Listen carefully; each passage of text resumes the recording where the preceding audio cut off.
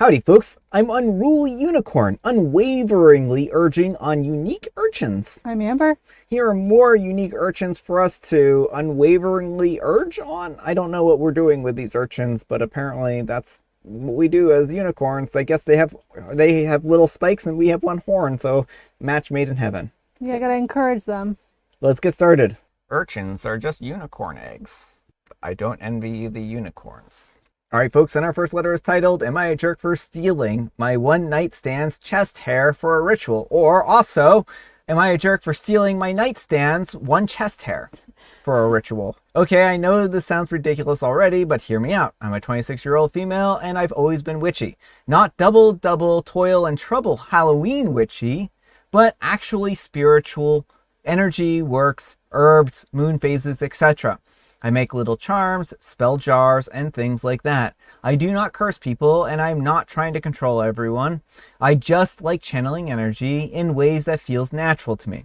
And sometimes that involves using personal items that have a strong connection to someone. Well, the other night, I went home with a guy, a 29-year-old male, and it was nothing serious, just a hookup. He was nice enough, and we had fun, and afterwards we were just lying around in bed. While he was dozing off, I noticed that some of his chest hair had fallen onto the sheets, like literally just loose hair, the same way that you would find a strand of hair on the bathroom counter. I didn't rip it off his body or anything like that.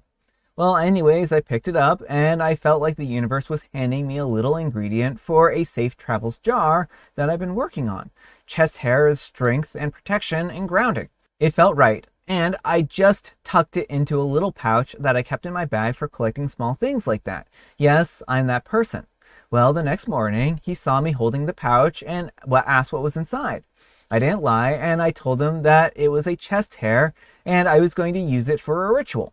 He freaked out, and he said that it was stealing his body, and called me creepy, and told me that it was a massive violation of boundaries. I tried to explain that it didn't harm him and he shed it naturally, and it's literally the same as me keeping a flower that someone gave me or a receipt from a special night. And honestly, if I hadn't been honest, he would have never known. Well, he said that doesn't matter and it was still his and I should have asked before taking it, which, okay, I get that in theory, but am I supposed to wake him up in the middle of the night and be like, hey, can I keep this hair that you dropped on the sheets? For which purposes? That would have been way weirder, right? Well, now I'm wondering if I'm completely out of line. My friends are split. My witchy friends are like, lol, people don't understand. He'll live. But my more normal friends said that they would be freaked out too. So Reddit, am I the jerk for taking his chest hair for a ritual without asking? Or is he overreacting to something harmless and natural? All right, folks, what do you think? Yes, OP, you're the jerk. The important thing here is that there was no consent. If someone gives you a flower and you keep that flower, it's something that was given to you. If you go into a flower shop and steal a bunch of flowers, then they aren't yours to use with as you please. Yeah, and so if you wanted to use this, you should have asked him. You didn't have to ask him in the middle of the night. He woke up the next day and saw you stroking the bag. You could have asked him the next day. Well, I also went and looked at this person and they posted also in a witch forum, and everyone in the witch forum was like, no, you can't do this. This is, you need to have consent before you take potion ingredients or whatever, right? Well, and that is the thing, is that, for any kind of religious or spiritual practice, I think most places are like, yeah, no, you really should have consent. Yeah. So what OP is doing here is a complete misrepresentation of basically any kind of, witchcraft, in that, getting consent is so important. Well, I think that applies to a lot of religion and other, practices and stuff like that. And people need to be aware that other people have different religious beliefs than them and, other religious practices. And they need to respect those and, not necessarily try to force someone into the religion or the religious rituals or practices, right? So I think that it's just one of those things that respect goes around a long way in something like this, right? Like, who knows what this guy's religious background was, right? Maybe he's, a Catholic, for instance, and he, would view that as like very insulting that OP would use this, hair in a ritual, right?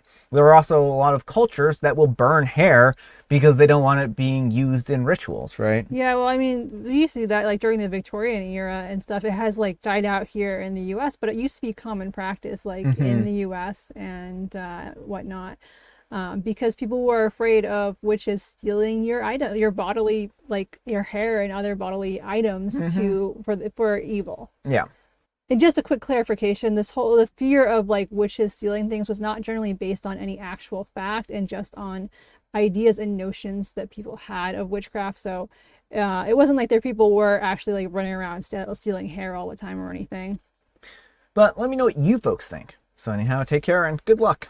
All right, folks, and our next letter is titled, Am I a Jerk for Eating My Partner's Snacks and Blaming It on Forgetting? Every time my partner buys snacks for themselves, I tell myself that I'm not going to touch them, and I'll even remind myself at the store to get my own so that I won't be tempted. But the second that I see the chips or cookies sitting in the cupboard, it's like my brain shuts off and I end up eating them. When they ask me about it, I always play dumb and I say that I must have forgotten that they weren't mine, and the truth is that I didn't forget, I just couldn't resist. I feel guilty every single time, but for some reason I keep doing it, and one day I felt so bad that I went out and I bought a whole bunch of snacks just to say sorry. He laughed it off, but I know that it probably annoys him more than he lets on. I don't even know why I can't stop. It's not like I couldn't just go out and buy the same thing for myself in the first place. All right, folks, what do you think? I think this is something for OP to work on in therapy. OP needs to get to the bottom of why like these snacks are so appealing. Is it just that any snacks that are inside either theirs or someone else's they will eat, or is it specifically snacks belonging to him that they have to eat? You know, it's not cool to keep eating someone else's snacks, and I know that OP feels like they cannot help it. Hopefully with some therapy they will be able to get to the bottom of why they're doing this. Yeah, I mean, this sounds more like eating disorder territory, and I think that OP does need to seek out therapy in that respect. And so I don't think that, you know, obsessive compulsive type things are difficult to deal with, and they can be hard on people, and I, you know, have a lot of sympathy for OP, but I don't think they should be lying to their partner and saying, oh, well, I just forgot, right? Right. Well, and I think it's important to be honest and to let him in with that struggle. Yeah. And, you know, hopefully he'll be able to support you and help you. Yeah, and I mean, I think that's a really big key here is if he understands that OP is doing this out of compulsion and not necessarily because they really want to and they feel guilty about it, that can go a long way towards being like, oh, from a, oh, you're just being an inconsiderate partner to a, oh, you have something that you need help with, right? And it can be embarrassing to ask for help in those kinds of things, but I think that would be really the best place for OP to go here. But let me know what you folks think. So anyhow, take care and good luck. All right, folks, and our next letter is titled, My Boyfriend Becomes a Different Person While Playing Board Games. My partner of 2 years, a 28-year-old male, and I, a 30-year-old female, really enjoy playing board games together. The trouble is that he's an incredibly sore loser. While he's smart and competitive, he also has difficulty accepting that occasionally he too might be in the wrong.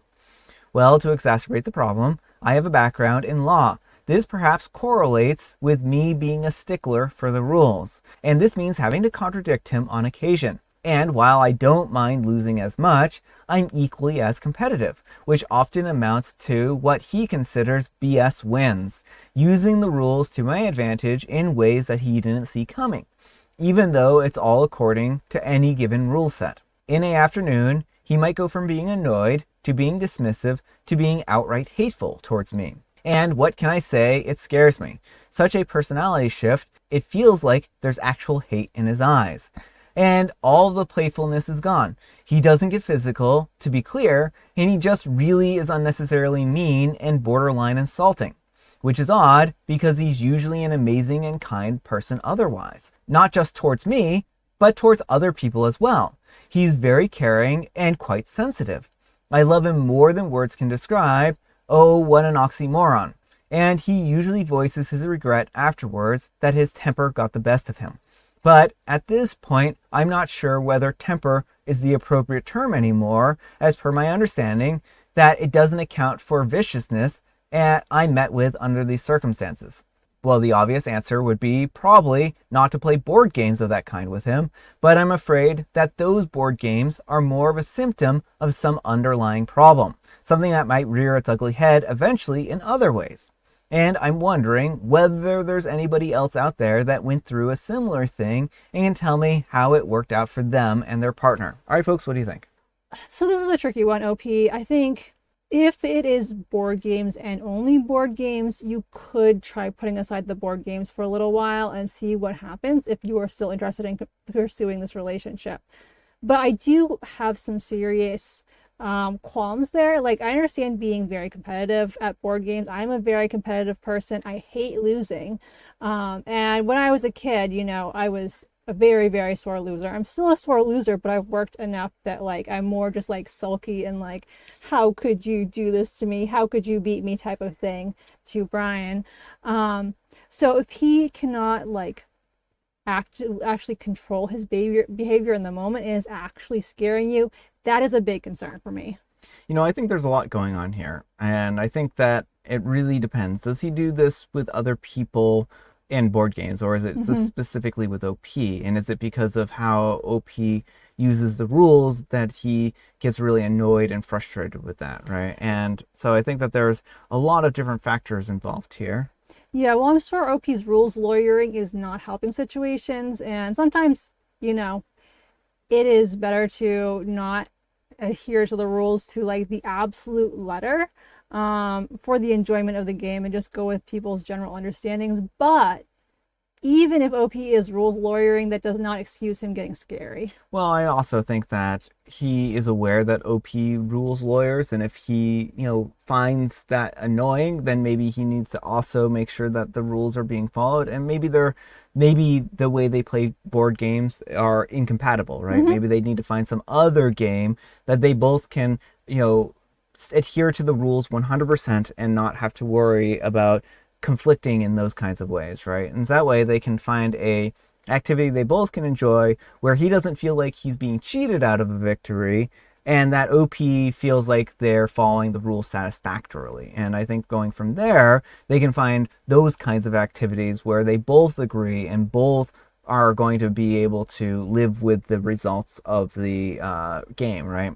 As for him getting angry enough that OP gets scared, I think this is definitely individual counseling and couples counseling territory for him to work on this, and for them to try to explore avenues where maybe they can play board games in a safe environment in therapy, and the therapist can help them guide them through this kind of situation to basically work on these things. I mean, it doesn't sound like he is in general an abusive individual. It sounds like this is when he gets into these kinds of situations, which isn't good, and it's not to justify his behavior.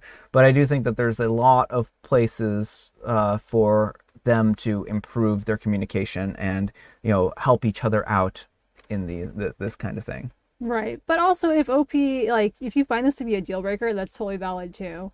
If you want to have a partner you can play board games with, if that's important to you, or if you're just concerned because he has shown this concerning behavior, those are all valid. But let me know what you folks think. So anyhow, take care and good luck. All right, folks, and our next letter is titled, What My Husband Called Me When He Was Drunk. My husband got home from a work happy hour and was pretty drunk. We went to walk the dogs together, and he was struggling with one that doesn't do as well on a leash. I mentioned that I have to handle both dogs in the morning since he goes to work really early. And he responded by saying, I know, you're a goddess and I worship you. He just made me really happy to hear that. I feel so appreciated. All right, folks, what do you think of this? Aw, that's wholesome. Yeah, I mean, it is wholesome. And I mean, some of the other comments, I don't know if you wanted to read We'll read any. a couple. And Mesa Gal said, my boyfriend proposed to me on the drive home after a fun night out, and immediately after, he greeted the trash bin as we pulled into the driveway. Hello, Mr. Garbage Bin. He was sweet, and he asked me in the morning if I remembered what he said, and I said I did, and he said I meant it. And 57 Orm says, I'm sure Mr. Garbage Bin really appreciated the sincerity. And Durst Nappy Chicken says, my wife was checking on a friend that was blackout drunk. Do you know who I am? Fire-wielding bee queen. It immediately became her name in the friends group chat. It's my next tattoo. And Comprehensive Yak 359 says, that's so cool. And Miss Mame says, I made an offhand comment that I'm my husband's bangmaid. On the way home, he started almost crying, saying, "You're not a bangmaid, you're everything." In the morning, I joked that I do everything, and he said, "No, well, yeah, but you are my everything." Swoon. And Amy May says, "Take note, gentlemen." All right, folks, it is tea time. Grab your beverages of choice. I've got some tea right here, and Amber, she has a joke. Why did the child swim in body paint? Well, the child swam in body paint probably because the parents made a pool of body paint, and the pool of body paint was very deep, and the parents didn't expect the kid to swim. I don't know. That's horrifying, Amber. Why would you tell this joke? It's terrible. No. Because they had heard it was important to be well read. Oh, I see. So the kid is well read now.